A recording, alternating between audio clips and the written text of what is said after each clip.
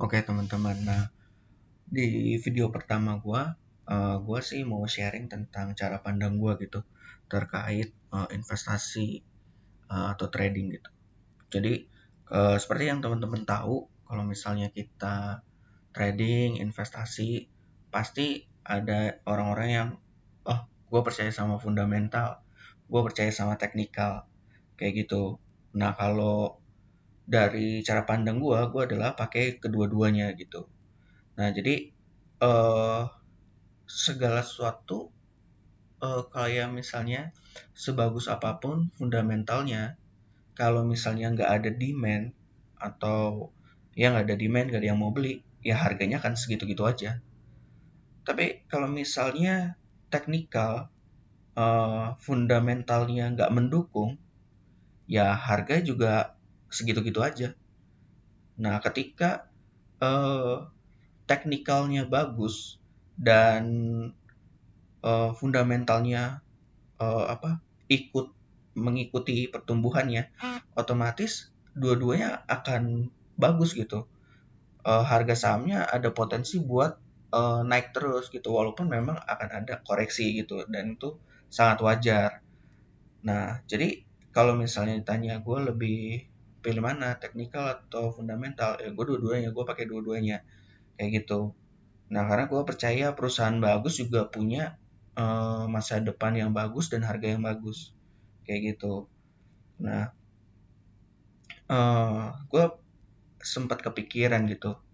Sebagai contoh nih, teman-teman kalau misalnya baru mau mulai investasi, teman-teman misalnya teman-teman itu investasi properti, investor properti lah, gitu. Teman-teman punya duit banyak. Kapan teman-teman akan invest di properti? Apakah saat eh, kawasan itu masih tanah, atau saat itu udah jadi perumahan gitu, udah ada mall, udah ada rumah sakit? Nah, teman-teman kapan akan mulai investasi gitu? Ya secara ideal orang akan bilang bahwa gua akan investasi waktu dia masih tanah. Sama, jadi ketika belum apa-apa, itu adalah resiko dari investor. Apakah kedepannya akan menjadi kota yang bagus sehingga punya demand yang bagus atas perumahan itu karena aksesnya yang bagus, atau lingkungan yang bagus. Nah, resiko investor adalah saat dia invest dan belum jadi apa-apa. Nah, ketika investasinya berhasil, nah nanti dia tinggal pikirin exitnya gimana. Apakah sebenarnya dia mau invest beli properti tersebut buat generate income per bulan kah, atau dia tradingin aja kayak gitu. Nah, itu yang gue pikirin. Jadi kalau misalnya kita investasi, ya kita punya risiko waktu saham itu belum jadi apa-apa. Tapi ketika saham itu udah apa namanya, ibaratnya laporan keuangannya udah nyata baik gitu, ya itu menurut gue udah terlambat gitu. Kayak misalnya gini, kita kita berharap perusahaan bertumbuh terus lah, harganya bertumbuh, pendapatannya bertumbuh. Nah, lalu kita mau invest karena labanya bertumbuh terus. Nah, karena pandemi semua sektor jatuh. Nah, lalu gimana dengan investasi? Nah, balik lagi, tujuan teman-teman investasi itu sebenarnya buat apa sih? Kayak gitu. Nah, kalau ada yang fundamental, karena gue percaya dengan perusahaan yang bagus akan ngasih harga yang bagus.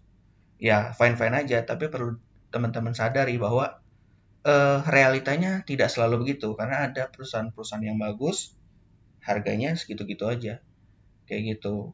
Nah, ada yang perusahaannya rugi terus, harganya bergerak gitu. Nah, jadi nggak kalau bilang, oh gue percaya fundamental karena harganya bakal naik. Oke. Nah, kalau misalnya harganya naik, sebenarnya teman-teman cari apa sih? Kalau misalnya secara teknikal, oh harganya bakal nyentuh segini, upside-nya misalnya 10%. Yang teman-teman cari apa sih? Uang kan sebenarnya. Teman-teman pengen cari capital gain atau dari dividen ya kan. Nah, jadi menurut gua sebenarnya ya toh tujuannya sama. Ada banyak jalan menuju Roma. Kalau bisa dipakai dua-duanya ya lebih bagus gitu. Kayak gue baca bukunya Mark Minervini gitu. Dia walaupun perusahaannya bagus, kalau dia punya tren yang gak bagus, dia nggak akan masuk.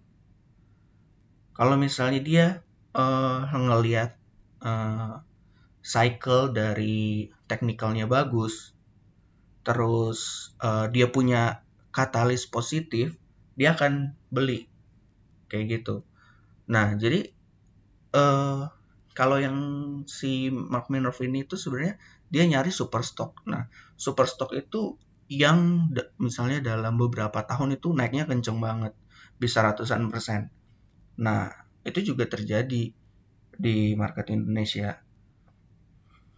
Nah, tapi kan masalahnya apakah kita bakal tahu informasi lengkapnya kayak gitu. Nah, karena itu kalau gue pribadi ya ada satu hal yang gue percaya kayak bandar gitu. Bandar kan sebenarnya mm, investor investor apa ya, kayak aset manajemen gitu.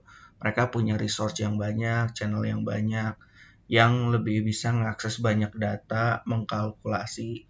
Nah, that's why ketika mereka beli, ya gue melihat bahwa ada sesuatu yang mungkin gue belum tahu, kayak gitu. Nah, jadi terkait mau fundamental, technical, ya selama tujuan teman-teman adalah nyari duit di market buat nyiapin hari tua teman-teman atau buat ya pokoknya sesuai tujuan keuangan teman-teman. Nah, itu sah-sah aja.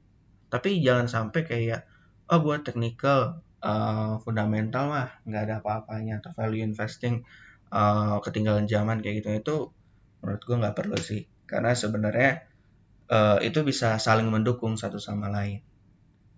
Gitu guys. Nah, itu dari pikiran gue aja sih. Jadi kalau misalnya bagus, teman-teman juga tercerahkan, ya bagus. Nah, mungkin teman-teman juga bisa dukung gue dengan subscribe, like, dan komen kalau misalnya teman-teman mau belajar apa. Kayak gitu. Oke, see you in next video. Bye.